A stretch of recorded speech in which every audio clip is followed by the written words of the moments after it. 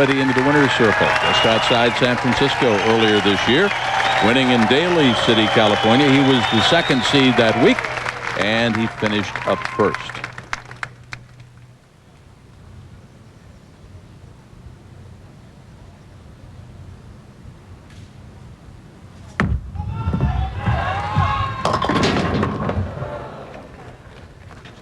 Asked him about bowling outside today in the sun here at the Villages, and he said he didn't think it would be a problem because a couple of years ago, back in '98, he had to bowl outside in a championship in Italy on the beach, and they bowled that day from noon until 6. So a little sunblock and a little bit of the sunglasses.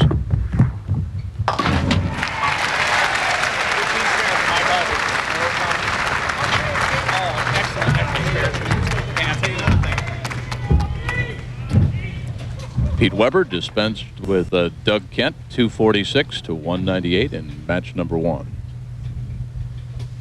Pete is hoping that he has not lost his rhythm in a little bit of time down, and this will start to tell the tale right here. Bingo. There he is. No loss of rhythm for the main man.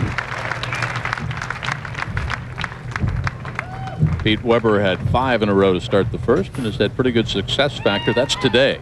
That's today alone, yes. He opted to go a little bit more direct on the pattern this week than he did all week. He was hooking the ball a lot more. Pete says, if I hang on with this and it works, I'm going to stay with it. Now, the lanes are going to start breaking down. He's literally burning a hole into the skid pattern right there, which is going to make the ball start hooking earlier eventually. So he's going to adjust to it the best he can. He is not very happy with that. But you know something?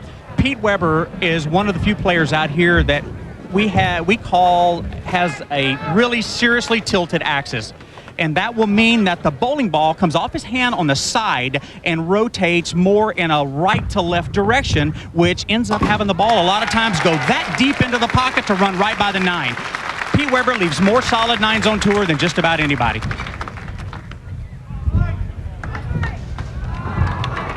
The left-hander out of Indy, Mike-Aulby now. Talked a lot outside of Daly City there when he was winning about his son Chris, who's an excellent AA squirt hockey player for the Indy Racers. Chris is off this week because of the high school state championships, but Dad is staying in phone contact. Mike leaves a soft 7, and you'll notice that he looked down at the approach. So we've had some sprinkles here on and off, and so those shoes refuse to slide on the sprinkles. Mike's key to today also was to stay soft, really stay soft with his release, and to rotate the ball real smoothly onto the lane. This will keep the ball from making abrupt direction changes, and that's going to be really the key for him today.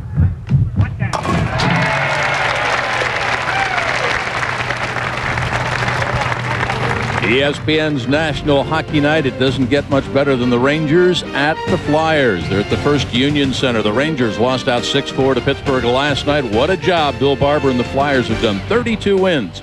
ESPN, mark it down. 8 o'clock Eastern time, 5 o'clock out west. Rangers and Flyers.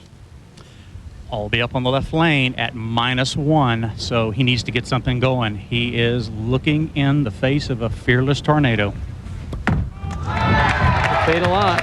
Mentioned that he won in Sun Daly just outside San Francisco. I asked him, did that help him at all this week? And he just laughed. He said, well, it didn't help me last week because he made the final 5 last week. Huh? Right. Well, Mike's been bowling well all year. He won a tournament earlier this year on a pattern that he really likes. This pattern here this week, he said he didn't really like it that much, but he had to adjust his speed down. And he said he's going to take anything he can get. And I'll tell you what, he's done well so far.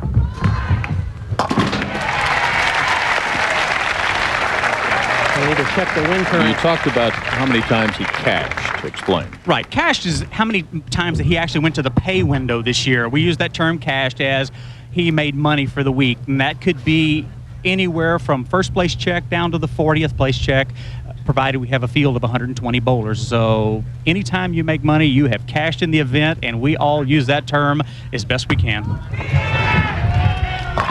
Yes, sir. Ozio cashed this week. I saw him at the ATM. I actually finished 26th this week. I thought I got 3 strikes in the 10th to make it, and I thought I was going to be in match play, but a lot of other guys went around the number also, so I was a little short. That was, by the way, Pete Weber's wife, Tracy, that you saw there in kind of the off yellow outfit. She is not allowed to wear red on TV. Some bowlers have superstitions, and that's one of Pete's. So, Tracy, the red outfits don't make the TV show. Well, I'll tell you what, I've got my own set of superstitions also. I think we all do as players. Pete's up with a 12-pin lead right now, and he wants desperately to have this strike right here so he can get an edge on Mike-Aulby. Mike-Aulby is an outstanding mental player, and he don't want to give up anything to that guy. There you go. He's going to show it, too. He is all into this game right now, and he has got win on his mind. David, do other players resent emotional players' reactions?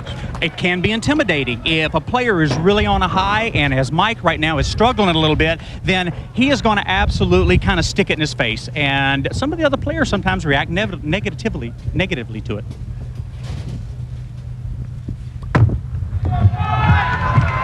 All right, Mike throwing a great shot right there. He's kept it tight on line. He got his hand to the side of the ball and got the heavy roll on it that he was looking for.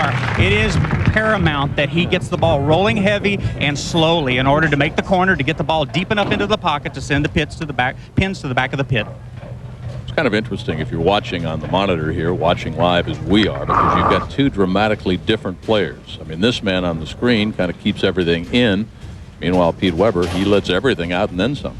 Well, I would probably give Mike-Aulby the best mental player on tour. Come on, baby. He has the ability to suppress his emotions and only bring them out when he needs. And there you have it right there. He brings them out. He wants that strike. He is not going to let Weber get away from him at best possible. Aulby, by the way, had a 300 game here earlier this week. That was obviously the high. There were 2 300 games this week. Mike-Aulby bowled one, as well as Ryan Schaefer.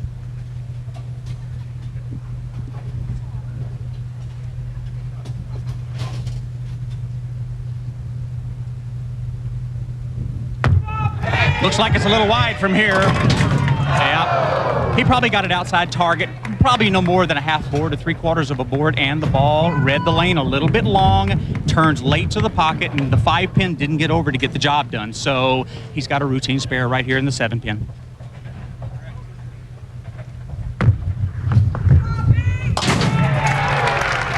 David Ozio talking about how wide it was. It was halfway to the polo field, the 4 softball fields you and I saw yesterday on our tour. That's how wide it was. This place is fabulous. I happened to ask one of the gate guards this week, do I qualify to get in here? And he said, well, are you 55? And I said, almost. This is an absolute gorgeous place. I am just enthralled with it. Where we stand in the match right now.